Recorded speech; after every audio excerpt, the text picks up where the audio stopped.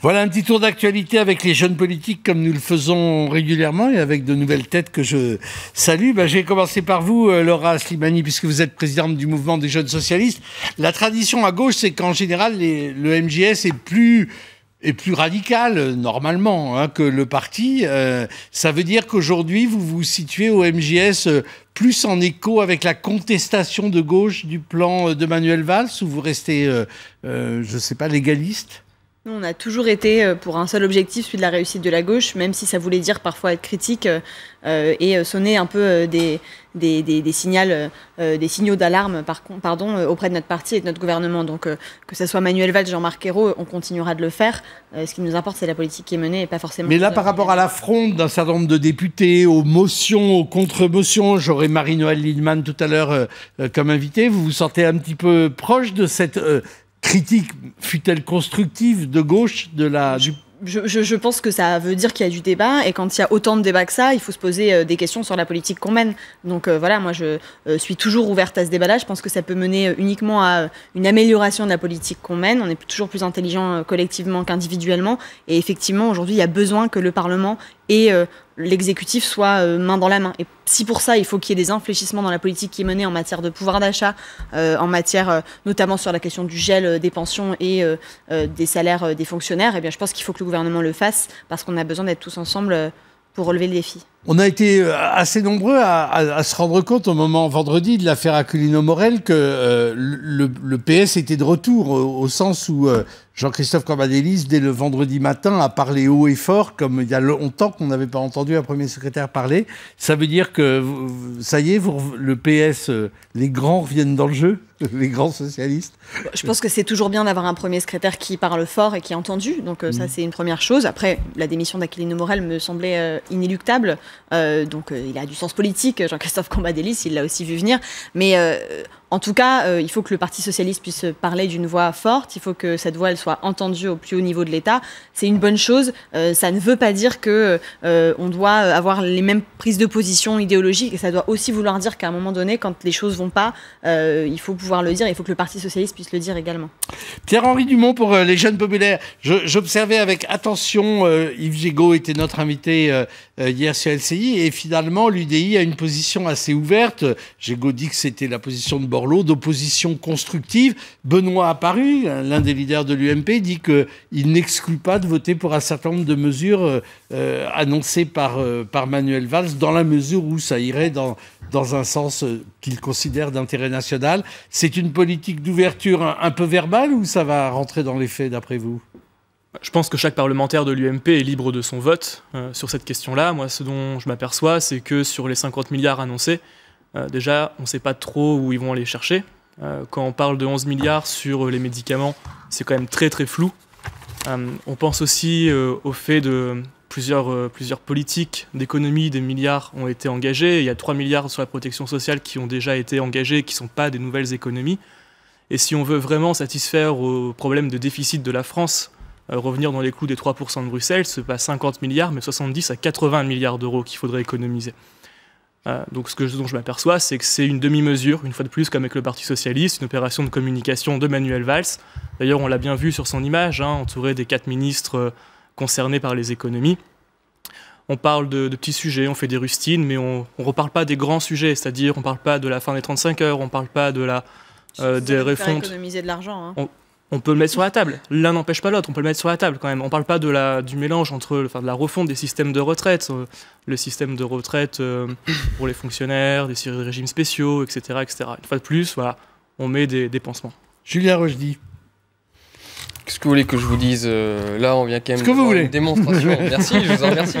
Mais on vient d'avoir une Front national de la jeunesse. On vient d'avoir une démonstration absolument parfaite de la même voie finalement que veulent prendre et le PS et l'UMP. Ils veulent suivre la feuille de route qui leur est imposée par Bruxelles, à savoir faire des économies à tout prix. Voilà, il faut qu'ils fassent des économies, pensant, à tort d'ailleurs, qu'ils courront plus vite en s'arrachant un bras ou une jambe. En fait, vous savez bien qu'aujourd'hui, ce qui fait craindre dans l'économie française, c'est la fin de la consommation, la chute de la consommation, c'est qu'il n'y a plus justement de masse monétaire en jeu, de plus de sang dans les veines qui font qu'il y a de l'activité.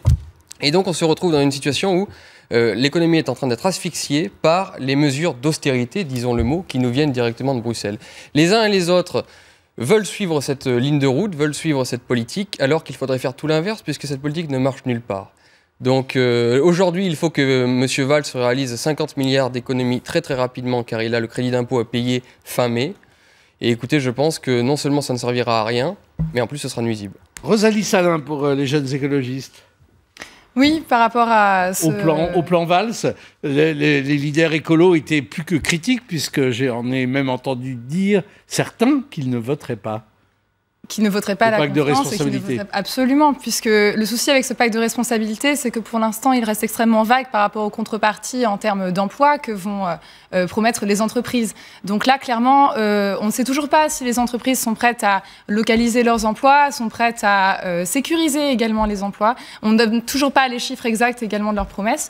Donc oui, effectivement, le compte pour l'instant n'y est absolument pas. On n'est pas dans une politique de gauche qui s'assume pleinement. On est très loin d'un projet de Green New Deal qui pourrait, lui, réorienter complètement l'économie dans laquelle nous sommes. On est très loin de, effectivement, un projet qui permettrait de remettre debout les principes républicains, puisque, au final, ce sont les pauvres qui risquent à nouveau de trinquer avec ces histoires de gel de minima sociaux. Donc, effectivement, pour les écologistes, le compte n'y est pas. Je reviens à vous, Julien Rochdy. La France, elle s'est engagée auprès de ses partenaires à réduire les déficits. C'est pas rien, la parole d'un pays. Alors, on peut obtenir des délais, mais au bout d'un moment, il y a aussi cette responsabilité-là de l'équipe dirigeante. Je suis d'accord qu'il faille essayer de faire baisser les déficits et de faire des économies. Le problème, c'est qu'il y a des économies aujourd'hui à faire qui seraient bien plus utiles. Au lieu de faire des économies sur le pouvoir d'achat finalement des Français, car ce qui ressort des économies que Manuel Valls veut faire, c'est qu'on va toucher encore au porte-monnaie des petites retraites et des gens qui ont peu de moyens. Et donc qui vont moins consommer, moins relancer de l'argent justement pour faire relancer la machine. Donc ce sont des économies qui sont nuisibles au bon fonctionnement de l'économie française. Nous voulons faire des économies. Vous n'êtes pas très éloigné de la critique de gauche du PS, hein, mais parce que c'est une question de bon sens, encore une fois. Je vous dis, si ça marchait de le réduire, comment dire, le pouvoir d'achat des gens, ça se serait. Ils ont fait, bien sûr, à moindre mesure. Logique récessionniste. Mais ils l'ont fait en Espagne, ils l'ont fait en Grèce, ils l'ont fait au Portugal. Aujourd'hui, ils le font en France. Alors évidemment, notre niveau d'économie fait que c'est un petit peu moins grave que là-bas.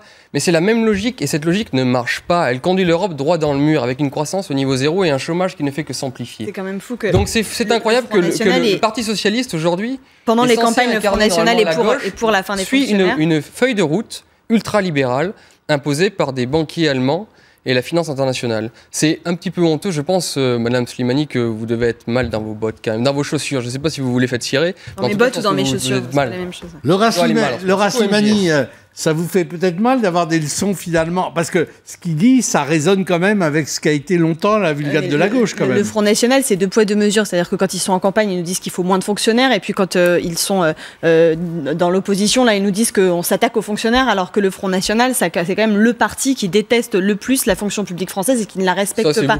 Moi, ce que je vois, c'est que pour le coup, la gauche, elle ne mène pas une politique d'austérité comme vous le dites et comme vous aimez le dire. Elle ne mène pas la même politique que Nicolas Sarkozy, puisque elle crée 60 000 postes dans l'éducation nationale et qu'elle les maintient, puisqu'elle maintient l'augmentation du budget de la justice, l'augmentation du budget de l'intérieur, du ministère de l'Intérieur, ce que la droite, pour le coup, n'a pas fait en menant une politique de réduction drastique des dépenses publiques sans la penser.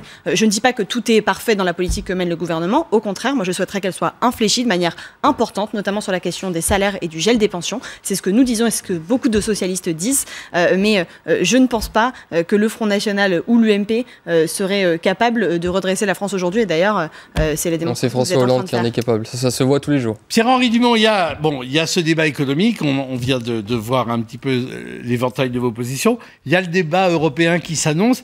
Il n'est pas joyeux pour l'UMP, hein, parce que il n'y a pas 2 leaders UMP qui disent la même chose sur l'Europe. Et on a l'impression que ça va quand même être soit le plus petit dénominateur commun, soit, alors vous allez me dire, à ratisser large, on risque d'avoir beaucoup d'électeurs, mais des plus eurosceptiques à la Henri Guénaud. Enfin, il se passe des choses bizarres dans votre parti. Un Henri Guénaud qui dit si je votais en Île-de-France, d'ailleurs il le vote, jamais je voterai la Massour parce que c'est qui est quand même le candidat de l'UMP. Donc, comment vous allez faire avec ce désordre ? Détrompez-vous, il y a un texte commun qui a été signé par l'ensemble des candidats et des têtes de liste de l'UMP qui est donc facilement trouvable sur le site internet de notre parti. qui explique clairement la position de l'UMP. La position de l'UMP, c'est elle explique la position de l'UMP qui n'est pas très claire.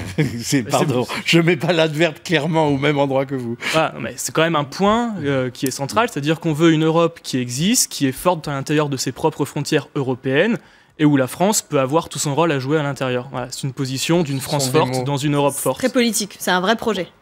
Non, mais le projet est simple, c'est-à-dire que le Rachimani la ramenez pas non plus, parce que PS c'est pas tellement mieux non plus.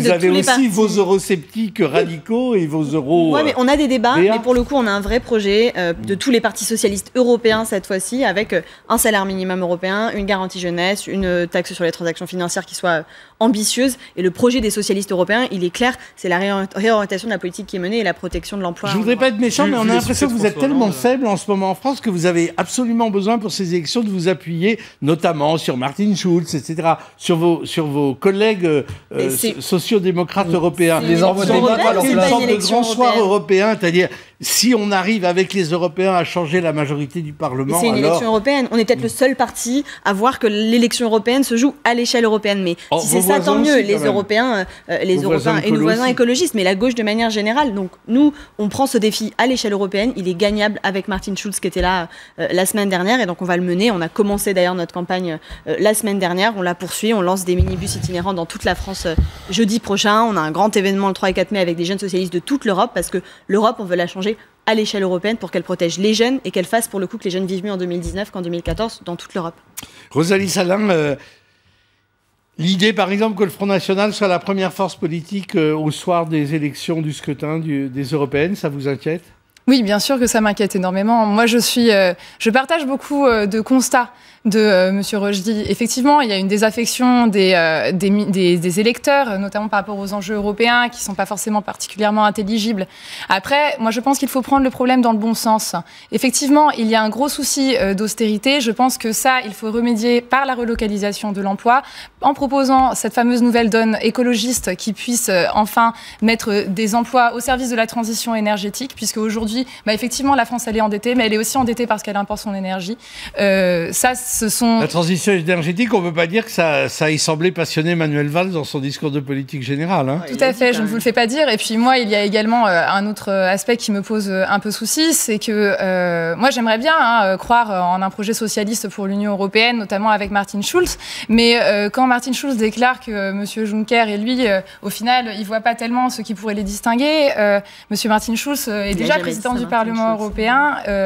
Il l'a dit la semaine dernière à la télévision, il y a quand même un malaise. Donc moi, je pense que les écologistes qui, eux, ont organisé une primaire à l'échelle européenne et donc portent la voix de l'ensemble des sympathisants écologistes de toute l'Europe, je pense qu'il n'y a que ce point de vue écologiste qui pourra redonner vraiment de la force à l'Europe et du pouvoir au Parlement européen au service de tous les citoyens. Julien Rochdy.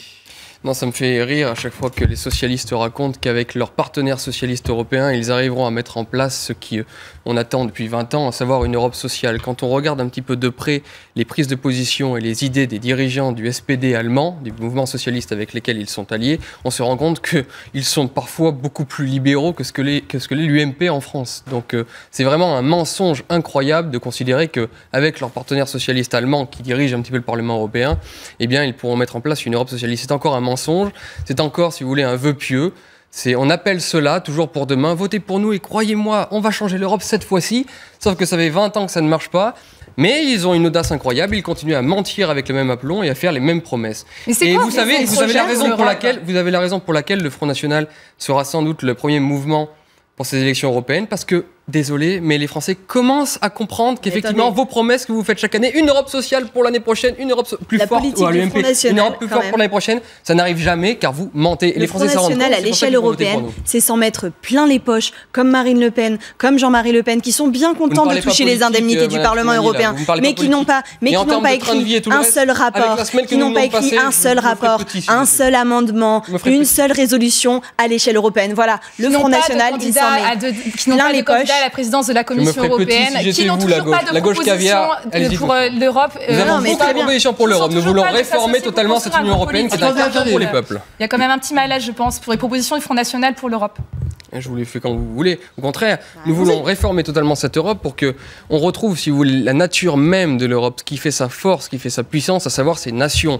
Lorsqu'on arrivera à mener un projet politique d'addition de ces différentes nations autour d'un projet qui est effectivement peut-être patriote et souverainiste et à défendre les libertés des uns et des autres, là on aura une Europe forte qui résistera vraiment d'ailleurs aux autres empires du type américain, russe ou chinois. Le problème d'aujourd'hui, c'est que c'est une Europe où on est tous faibles et qui ne produit strictement rien et qui en plus appauvrit ses citoyens. Pierre-Henri Dumont, problème pour l'UMP dans ces élections européennes, trop de complaisance vis-à-vis de l'Europe et c'est une porte largement entrouverte au Front National, ou en tout cas à ceux de vos électeurs qui seraient tentés par une position beaucoup plus dure.